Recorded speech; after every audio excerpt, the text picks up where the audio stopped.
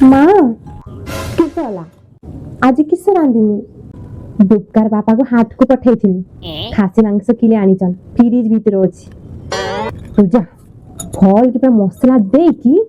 ପୁରା ରସ ରସିଆ ଝୋଳ କରିଦବୁ ଆଉ ରାତିକା ପାଇଁ କଷା କାଢିକି ରଖିଦବୁ ଯା ମା ତମେ ତ 3 ଜଣ ଖାଇବ ମୁଁ କିସ ଖାଇମି ଶୁଣ ବୋହୁ ମୁଁ ତ ଜାଣି ତୋତେ ମାଛ ଖାଇତେ କେତେ ଭଲ ଲାଗେ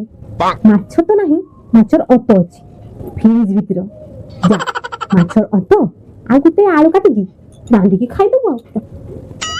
ହେଲେ ମା ସେଟା ତ 4 ଦିନର ଅଛି ଖରାପ ହେଇଯାଇଥିବ ମୁଁ କେମିତି ଖାଇବି ଯେ ଖାଇବା ନଷ୍ଟ କରତେ ନାହିଁ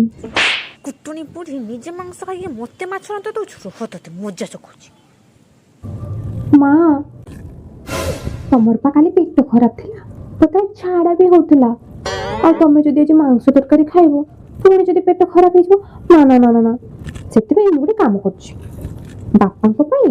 ଆଉ ୟାଙ୍କ ପାଇଁ ମୁଁ ଖାସି ମାଂସର ଝୋଳ ରାନ୍ଧୁଛି ଆଉ ଆପଣଙ୍କ ପାଇଁ ଫ୍ରିଜରେ 7 ଦିନର ଡାଲି ଆଉ ଘାଣ୍ଟ ପଡିଛି ସେଇଟାକୁ ଗରମ କରିଦଉଛି ତମେ ଖାଇଦବ ହଁ ଖାଇଲୁ 7 ଦିନକାର ଡାଲି ଆଉ ଘାଣ୍ଟ ଦେବୁ ମତେ ଖାଇତେ ମା ଖାଇବା ପରା ନଷ୍ଟ କରା ହୁଏନି ଆପଣ ପରା ଶିଖେଇଥିଲେ ଖାଇ ଖାଇ ଭାବିଥିଲି ଆଉ ବୋଉକୁ ଜବ୍ଦ କରିବି ଦେଖିଲା ବେଳକୁ ମୁଁ ଜବ୍ଦ ହେଇଗଲି